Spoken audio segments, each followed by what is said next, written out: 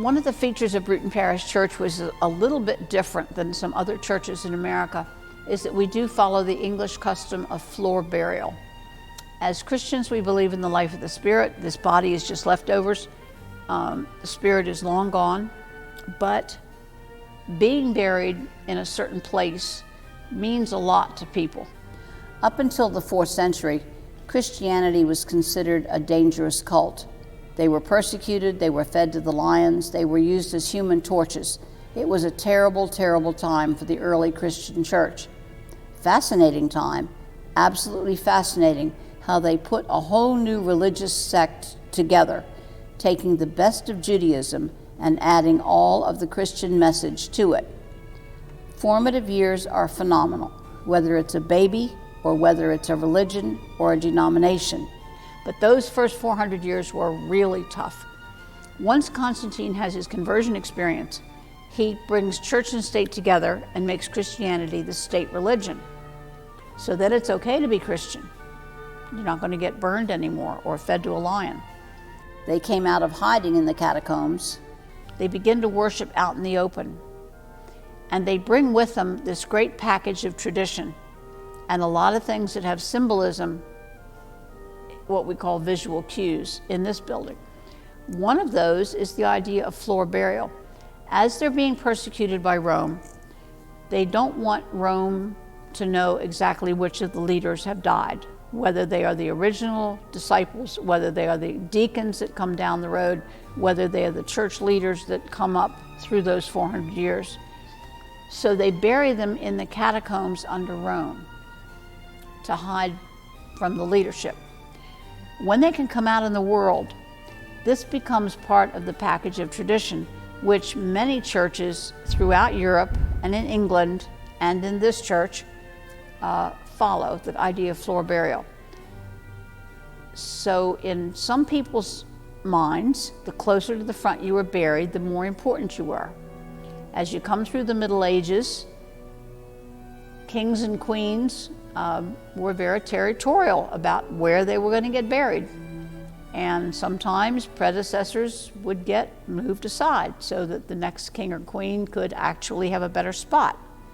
So the great cathedrals in England and throughout most of Europe are full of burials. Some of them have 4,000 and 5,000 buried under the churches. They have catacombs underneath, much like the catacombs in Rome, but in England, many of them are crypts underneath, as well as the many in the floor. Some of them have monumental brasses on top as an effigy of the person who's been buried. And of course, rubbings were very popular from those in many years. The people that come to Virginia grew up seeing floor burials, perfectly normal for them.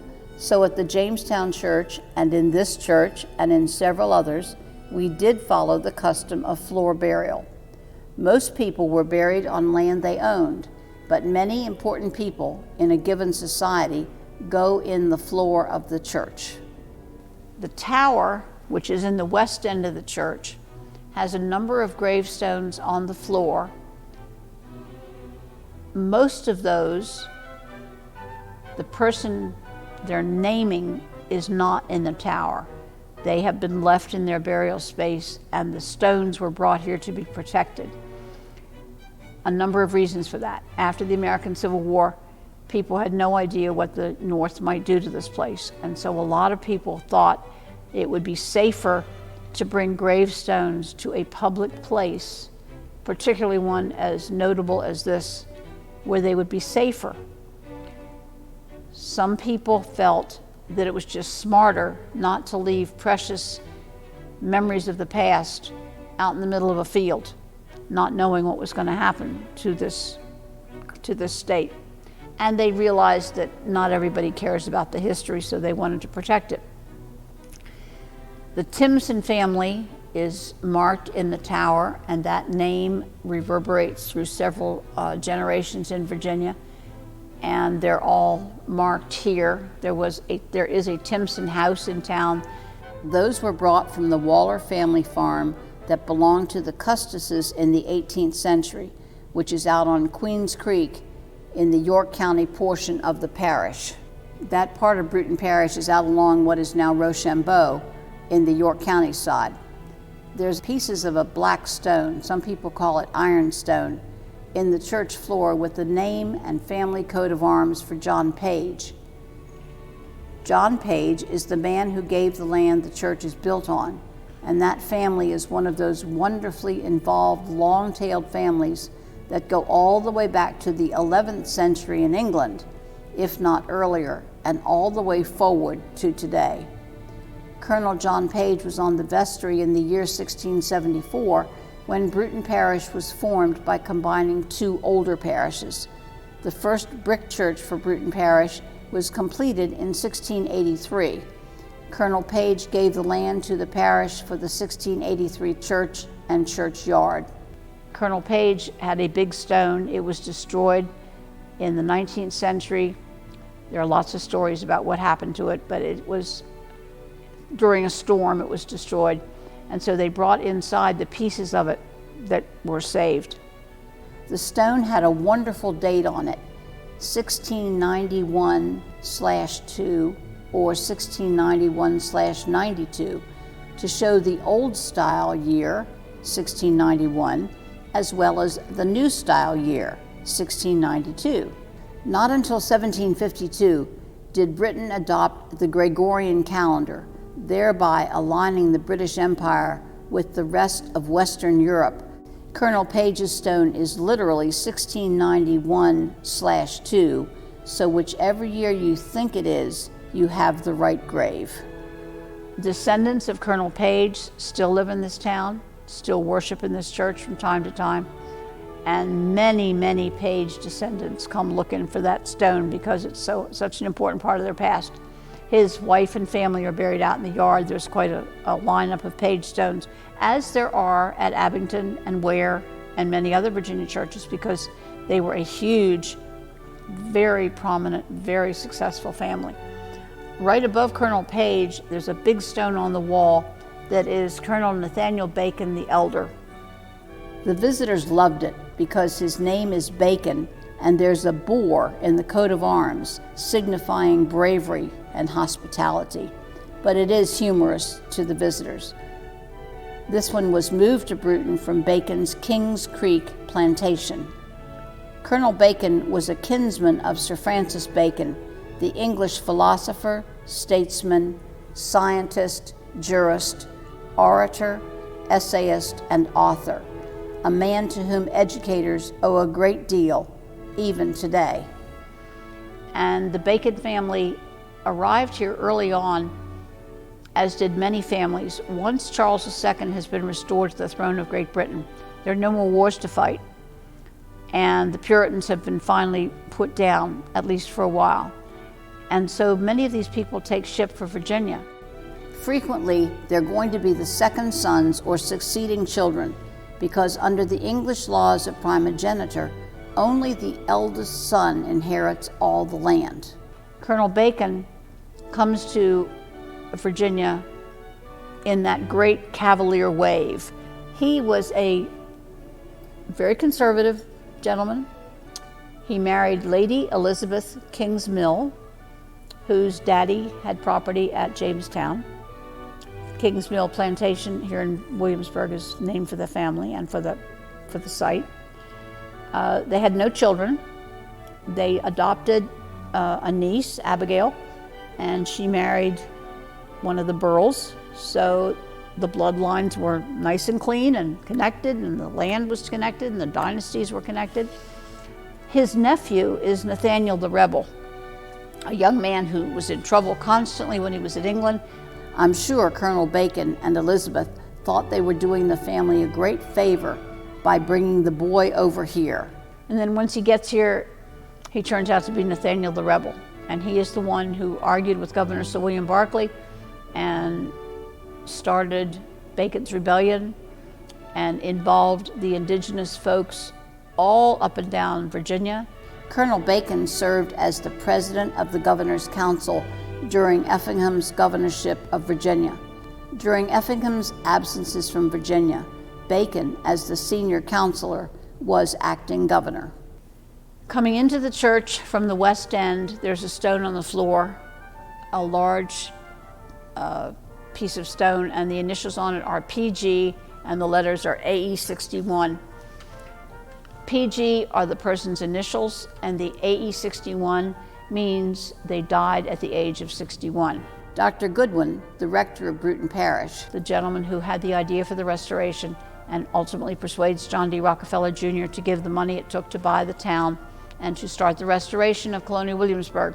When Dr. Goodwin comes to Bruton in 1903, one of the things he needed to do was to verify the graves that are in the floor. So he literally dug up the floor, found the graves, dozens of graves, marked the ones he was sure of, and then when he died in 1939, he was laid in the floor right here by the rector's pew. Several other folks have been placed under the rector's pew.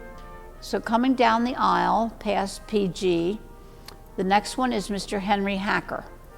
And it says, "Here lies the body of Henry Hacker, who departed this life in 1742 in the 57th year of his age." It's a big stone with just a little bit of writing. It has been walked on by so many hundreds of thousands of people that most of the letters are walked off. It's cracked a couple of times and it can't be recut because it's too thin by now, but it is an amazing stone. His family coat of arms are crossed axes. A hacker was someone who cut wood. The family root is German. Every so often a hacker will come here and get all excited because we've got the grave. It's great fun for us when descendants come because they're so excited to find the right grave. His widow married up. She married the wealthiest man in town, and so she did very well. I've been privileged to study his papers and his will and his land documents, so I know pretty much what they did with everything right down to his silver teacups or his silver cups. But Henry Hacker is the only original gravestone inside the church. So most of the others were either marked in 1907 when Dr. Goodwin did his restoration, or in 1938 and 39, 40 when Colonial Williamsburg helped the church get restored. So right by the governor's pew, we have a big stone for Governor Francis Fauquier, for whom Fauquier County is named. Governor Fauquier was the son of a Huguenot immigrant to England, a French banker with the Bank of London. Governor Fauquier was a very elegant, very intellectual, very attractive gentleman, and he was here from 1758 to 1768, during what most of us think of as Virginia's golden age. He loved to entertain, and when he entertained at the palace, one of his favorite foursomes in the evening was George Wythe, who was a law professor, William Small, who taught chemistry and science at the college, himself, and a 17-year-old redhead named Tom Jefferson. So think of a 17-year-old in that company. Mr. Jefferson said at that table he learned more good manners, good morals, good conversation than anywhere else in his life. And of course, that's part of the gifts of Williamsburg, is that for people like a young Tom Jefferson, a young James Madison, a young Patrick Henry, they rub shoulders and they share ideas with the lights of their world. And all of that, of course, in this church as well. Just beyond Governor Fauquier is Edmund Pendleton. Now that gravestone was moved in here from his plantation in Caroline County. I believe that we've got his wife and baby who died at birth here on the epitaph as well. Edmund Pendleton was an incredible intellect. He was an attorney.